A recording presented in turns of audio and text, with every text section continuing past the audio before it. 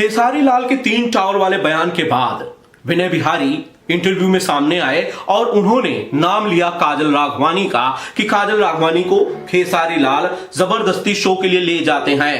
इन आरोपों के जवाब देने के लिए मेरे साथ खुद काजल राघवानी हैं जो सारी बातों को बताएंगी। काजल जी, सबसे पहले तो स्वागत है बिंदास भोजपुरिया में और शुक्रिया हमें वक्त देने के लिए।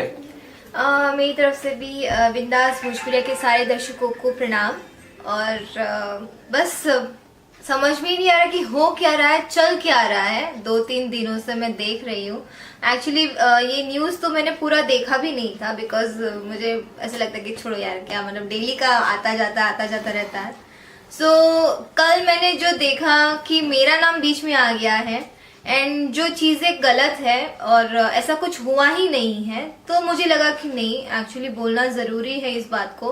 अदरवाइज मेरे जितने भी फैंस है सबको लगेगा कि ये बात सच है, तो ये बताना जरूरी है। तो आप मुझे पूछिए, मैं आंसर कर दूंगी अब जो भी है सच। हाँ, सच यही लोग यही जानना चाहते हैं कि असल में सच क्या है। काजल जी, क्या विनय बिहारी नहीं चाहते थे कि उनके शो में काजल राघवानी खेसारी लाल के साथ जाएं और खेसारी लाल ने उन्हें फोर्स किया ले जाने के लिए? क्या सच्चाई है इसकी? जहाँ तक मुझे लगता है, ये तो पूरी पब्लिक जानती है, पूरी भोजपुरी इंडस्ट्री जानती है। खेसारी जी ने अपने बल पे यहाँ तक वो पहुंचे, मुकाम पाया है और आज वो स्टार है तो अपने बल पे है। और जहाँ मैं हूँ, मैंने भी 8 साल से मैं भी मेहनत करी हूँ, 8 साल से भोजपुरी में टिकी हुई हूँ और 4 साल से टॉप में मेरी जनता ही मुझे लाई है, मेहनत का फल मिला है मुझे। ऐसा तो है नहीं कि हम अननोन पर्सन हैं या खेसारी जी अननोन है या मैं अननोन हूँ। तो अगर विनय बिहारी जी ये बोल रहे हैं कि खेसारी जी मुझे जबरदस्ती हर जगह लेके जाते हैं, या उनके शो की ही बात की जाए कि जबरदस्ती वो मुझसे शो करवाए एंड मुझे वहां पे लेके गए, तो ये सरासर बात गलत है। और जो शो की बात है, तो विनय जी ने खुद मुझे फोन किया था, जो कि उनके साथ मैं एक मूवी भी कर चुकी हूँ, जय ससुरारी जय मेहरारी ऐसे करके कोई मूवी थी, जो कि रिलीज हुई है कि नहीं पता नहीं मुझे अभी तक, क्योंकि उसको 5-6 साल हो चुके हैं। एंड उस मूवी के बाद हमारा ये फर्स्ट शो था जिसमें उन्होंने मुझे फोन किया था कि बाबू मैं 10 कन्याओं का विवाह करवा रहा हूँ और हमेशा करवाता हूँ, तो मैं चाहता था कि आप और खेसारी जी इस इवेंट में आए, शो में आए, और मैं कन्याओं के लिए कर रहा हूँ, तो चंदा होगा जो भी होगा उसका जो भी होगा। तो मैंने बोला ठीक है सर, आपका मैं सम्मान करती हूँ, रिस्पेक्ट करती हूँ, तो जरूरत नहीं है ये सब बोलने की। तो उसी रीजन की वजह से हम लोग वहां पे गए थे। और जो वो पेमेंट मेरा बता भी रहे हैं कि काजल राघवानी को 1 लाख तो देना पड़ेगा, वो सिंगिंग करेगी, क्या करेगी क्या नहीं करेगी, ऐसा तो है नहीं कि हम पहला शो करने जा रहे हैं। और मैंने आपको पेमेंट ज्यादा ही बताया था, लेकिन आपने जब मुझसे कहा कि हम बेटी का विवाह का चंदा वो करके इकट्ठा करके हम ये प्रोग्राम करवा रहे हैं, तो मैंने आपको पैसे की बात ही नहीं की थी उसके बाद। तो उसके बाद जो भी है खेसारी जी के ऊपर ब्लेम कर रहे हैं कि खेसारी जबरदस्ती हमें लेके आया, वहां पे लेके गया, फिर वहां से मुझे दुबई जाना था। ये बात मैं भी जानती हूँ, अगर हमें दुबई जाना ही होता आपके शो में, मैं जबरदस्ती क्यों आती? मैं बॉम्बे से अपना दुबई चली जाती। हम इतना, पटना से तो कोई फ्लाइट है नहीं दुबई का जो हम वहां से सीधा फ्लाइट पकड़ के दुबई चले जाने वाले थे, तो इतना घूम घूम के मैं क्यों जाती? और इतना रिस्पेक्ट तो मेरा भी है और इतना गरिमा तो मेरी भी है कि कोई मुझसे ये तो नहीं कहेगा कि मैं रास्ते में बैठी थी और खेसारी जी ने बोला चलो मैं तुम पे दया कर देता हूँ और चलो मेरे साथ मैं तुमको शो दिलवाता हूँ, ऐसा तो हुआ नहीं होगा। तो बस यही है। और वो सरासर झूठ बोल रहे, पता नहीं किस रीजन पे इतना बोल रहे हैं। और जो कि वो बात कर रहे हैं, ये शो हुआ था 2-2.5 साल पहले की बात है, और बोल रहे हैं कि खेसारी जी के बुलाने पे, काजल जी के बुलाने पे यहाँ पे पब्लिक इतना, तो क्या ये यहाँ के लोग ये नहीं जानते हैं कि अगर हम खेसारी का शो करवा रहे हैं और हम दोनों की पॉपुलैरिटी ज्यादा है, आई थिंक 3-4 साल से, जब से मेहंदी लगा के रखना आया है तब से हमारी कपल है, हम जो उनको हमेशा बेस्ट जोड़ी कहा जा रहा है, अवार्ड मिल रहा है, सारी चीजें हैं, तो लोग हमें पसंद कर रहे हैं, तब जाके हमें हो रहा है एंड तब जाके मिल रहा है, अवार्ड्स मिल रहे हैं या पब्लिक का अटेंशन मिल रहा है। और जहाँ हम शो करने जा रहे हैं तो पब्लिक हमें लाइक कर रही है, इस वजह से वहां पे भीड़ हो रही है। तो लोग भी तो यही चाहेंगे ना कि जहाँ भीड़ होती है कि हम वहां पे शो भी तो हम वहीं पे करेंगे। तो उनका कहना है जब हम शो खत्म एक्चुअली हुआ था स्टार्ट, बट वहाँ पे उनका अरेंजमेंट ठीक नहीं था। और जो कि उन्होंने कहा था कि मैं यहाँ का एमएलए हूँ एंड यहाँ पे सब लोग, मैं एक आवाज में बोलूंगा तो सब लोग बैठ जाएंगे, सब लोग मतलब जो भी होता है। तो फिर मेरी सब सुनते हैं यहाँ पे, मेरी सब सुनते हैं यहाँ पे जी। दूसरा ड्रीम आ रहा। कोई बात नहीं, उसी की कंपनी का है। Yes, मेरी सब सुनते हैं यहाँ पे, मेरी सब यहाँ पे सुनते हैं, तो कोई प्रॉब्लम नहीं है। और मेरा इलाका है और सब यहाँ पे मुझे पूछते हैं, वो सारी बातें हैं। हम भी आपको बहुत रिस्पेक्ट करते हैं और हमेशा करेंगे, हमारी कोई दुश्मनी नहीं है। तो आपने ये सब कहा था, आपकी अरेंजमेंट ठीक नहीं थी। वहाँ पे मैं स्टेज पे गई, वहाँ पे लाइट्स ऑफ हो गई बिकॉज पब्लिक यहाँ वहाँ होने लगी और पता नहीं क्या प्रॉब्लम था, कहाँ का कनेक्शन टूट गया और पब्लिक बौखला गई। और फिर वहाँ की अरेंजमेंट ठीक नहीं थी, इसलिए पब्लिक बौखलाई, क्योंकि बार बार लाइट्स ऑफ हो रही थी, ऑन हो रही थी, ऑफ हो रही थी, ऑन हो रही थी। तो इस वजह से फिर विनय जी ने खुद कहा कि ये नहीं मैं संभाल पाऊंगा, तो आप लोग मतलब जाइए यहाँ से।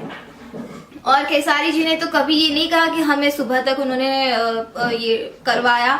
और मैं खुद भी गई थी, तो मुझे विनय जी ने बुलाया था इसलिए मैं गई थी।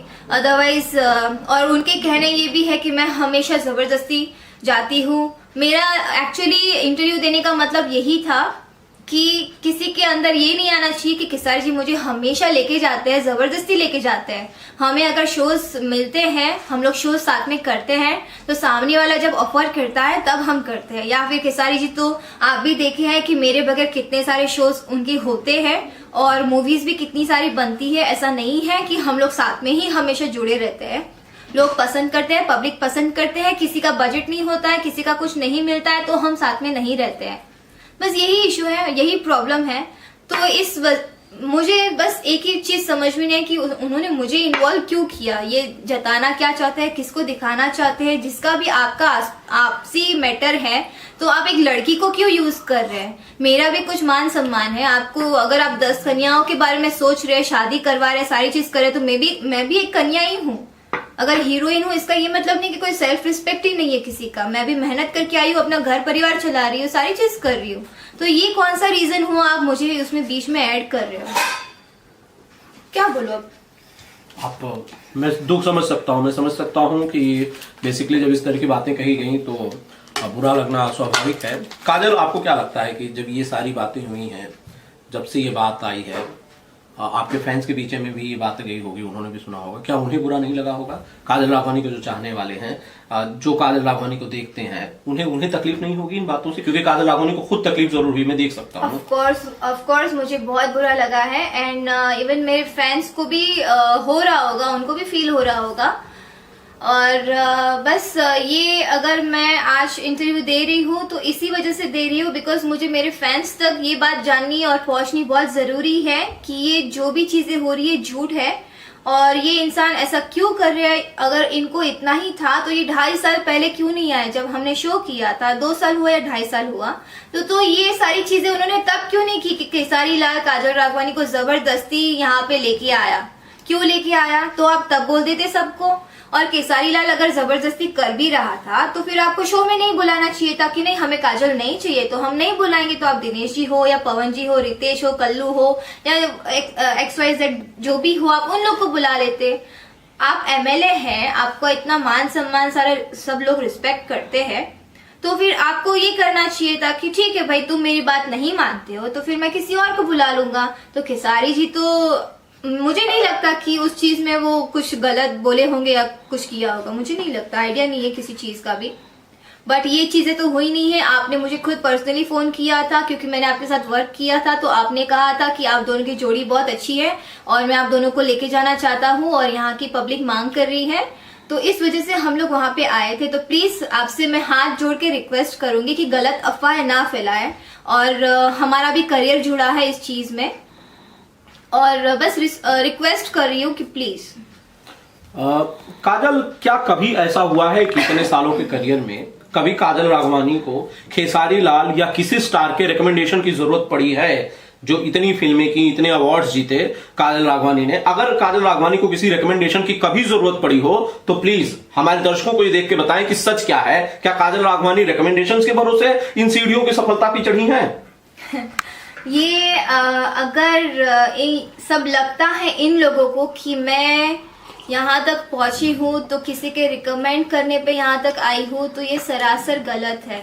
मैंने 2002 में भोजपुरी इंडस्ट्री में कदम रखा था।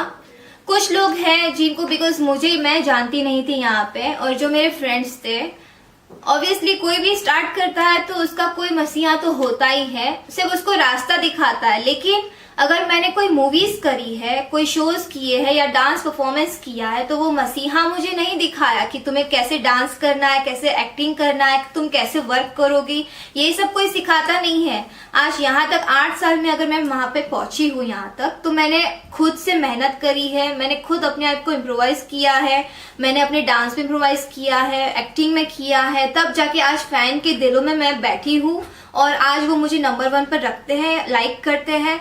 सो मेरे फ्रेंड्स जानते हैं ये, क्योंकि आपने ना मुझे सिखाया है, मतलब एक ऑप्शन, एक रीजन दे रही हूँ कि नहीं, आपने मुझे, अगर आप मुझे बताओगे काजल तुम्हें ऐसे ही एक्टिंग करनी है, तो मैं वैसे ही नहीं कर पाऊंगी। मैं जो करती हूँ मैं खुद से करती हूँ, और ना ही मैं जाके शूट पे पिलर की तरह खड़ी हो जाती हूँ कि मैं यहीं पे खड़ी रहूंगी, मैं कुछ भी नहीं करूंगी और लोग मुझे पसंद कर रहे हैं। अगर हम काम कर रहे हैं तो काम ही तो पसंद कर रहे हैं ना लोग। कहने का मतलब यही है कि जो हम काम कर रहे हैं वो लोग पसंद कर रहे हैं। और सवाल